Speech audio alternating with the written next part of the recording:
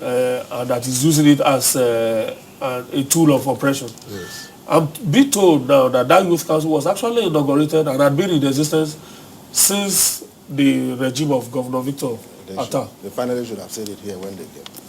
No, but you must understand that the youth caucus he mentioned was inaugurated by the state governor. You have national... Or is there a difference between youth caucus Yes, and there youth is. council? and youth Yes. council? Yes, so it's a clear case of nomenclature here. Okay. We were talking about development now. Yes. Truly, it cannot be said that. Unfortunately, the last time I visited Uyo, Yes. which was sometime in December, Yeah. it was my first time in Uyo. So I wouldn't know what Uyo looked like under previous regimes and what it looked like. But the roads that I saw, some of them, construction was still going on. They appeared new projects and all of that. Yes. There were projects that I also visited, which obviously were new projects. Like I mentioned, the flyover project. There was the library project, which the contractor then, one white man said will be ready in a couple of months. Okay. Then, of course, there was the governor's law. So certainly it cannot be true that nothing had happened in the last 3 years under God's will. But you must understand that there were so many roads that were constructed at the twilight of the last administration. And I hope you were able to distinguish between those roads and the new ones. Well, I saw the ones must- that construction was ongoing. Yes. But I must also tell you, because I want to go to the issue of the independent power plant. We have pictures don't lie. Recently, because we understand Mr. President is visiting Akwa Ibom State. One of the projects to be commissioned is the independent power plant. We are already putting machinery in motion because we want to sue the state governor. He went to the independent power plant to destroy the plaque that identified this independent power plant. It was commissioned under the leadership of Olusegun Obasanjo, the former president, and under the leadership of Governor Atta as the state governor. We are surprised that at about 85% completion of that project, Governor Pabio... 85, you said? 85. Is there a proof of because that? you must understand... Because we've heard stories of how Yes. projects were rushed Yes. solely for either between the governor Yes. or between the governor or the president, the then president, or between the governor and the then president for such projects to be commissioned simply because they wanted it to bear the names of the city governors at that time and the names of the city president as at that time. Are you saying that the Ibom power project, because that's the one you mentioned, Yeah, Ibom power plant. Ibom power plant Yes.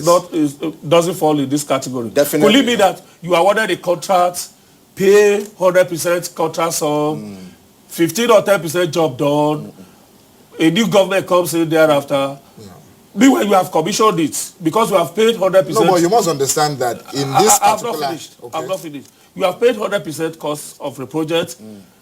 Contractor collects money 100%. You have put a plan. You have commissioned it because you want the project to bear your name because you have paid anyway. You have paid full cost for the project. Moments after you left office, contractor disappears with the money.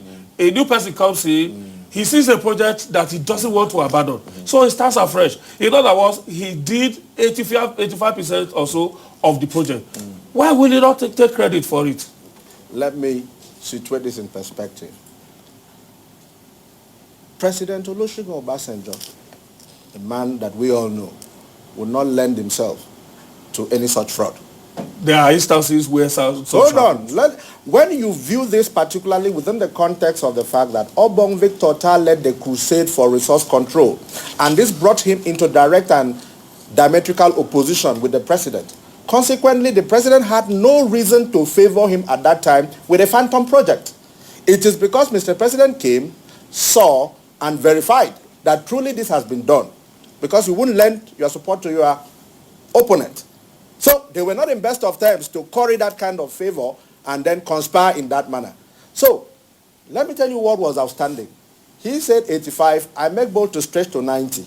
Only two elements were outstanding to power the place. One, the signing of the sales and purchase agreement with PHCN, which had to go through due process. And President Obasanjo said that clearly. This is good, I've commissioned it, but make sure you sign your SPA with PHCN. They are still in place. Secondly, the evacuation and transmission network to take the power into the homes and lives of people, to power the SME clusters that Governor Atta put in place. That is what was outstanding. Now, you have a governor that has come in, and maybe has just done beginning of the SPA. In 3 years. In 3 years. When that plant was test run, people's houses blew up, high voltage. I live there, my family is there. Now, the monumental fraud being envisaged and conspired and cooked together by demolishing a plaque that had the name of an ex-president, for me is sacrilege. You remove that to put your name, and you are inviting Mr. President to come and commission that project.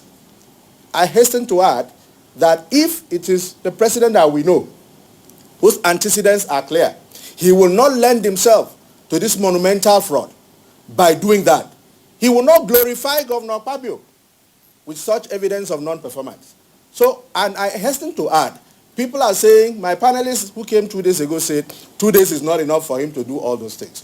But they forgot to add that every state that Mr. President visits, whenever he departs, EFCC moves in there. It happened in Bayelsa, it happened in Rivers, and Akwa Ibom will not be an exception, because this festival of fraud will definitely be pierced. The smoke screen will be pierced. No wool will be pulled over the eyes of Mr. President. He will see through because he was a governor. He was a governor, for crying out loud. So let me announce to Akwa Ibom now, wait and wait. After Mr. President departs, expect AFCC. And besides, it is an offense known to law. It is plagiarism to destroy some other person's legacy and take glory. So this is unacceptable in all terms. If you say that about the Ibom power plant, yes. What about the Ibom Tropicana?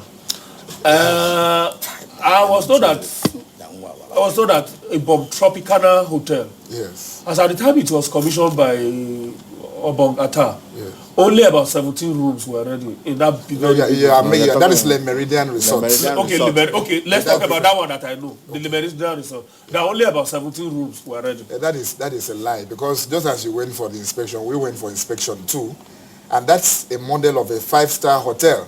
So how would you say? Okay, if it could be a private initiative, why commit government resources to it? But then have you looked at the long-term project, the long-term benefit to the state and its citizens? There is no long-term benefit. Let me be very Why would there be a long-term project? Every developmental initiative is preceded by needs assessment. So you have to first ask yourself, is this what my people need?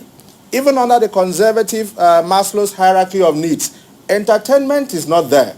Entertainment is an ostentatious indulgence practiced only by people who have satisfied their basic needs of food, shelter, clothing, employment, on other basic needs of life. Hold on, sir. Let me hold on. You are old school. No. There's so much money in the entertainment industry today. But every state should not photocopy another person's prototype to come and practice. You must localize your priorities and find out what your people need. The Tropicana project is a failed attempt to copy Cross River Tinapa, which is not a success story by global best practice. Now, let me give you, Benga, you have been in Lagos. Let me give you a classical example. I'm a Lagos born. Now, Lagos Circuit is known to have the highest number of socialites.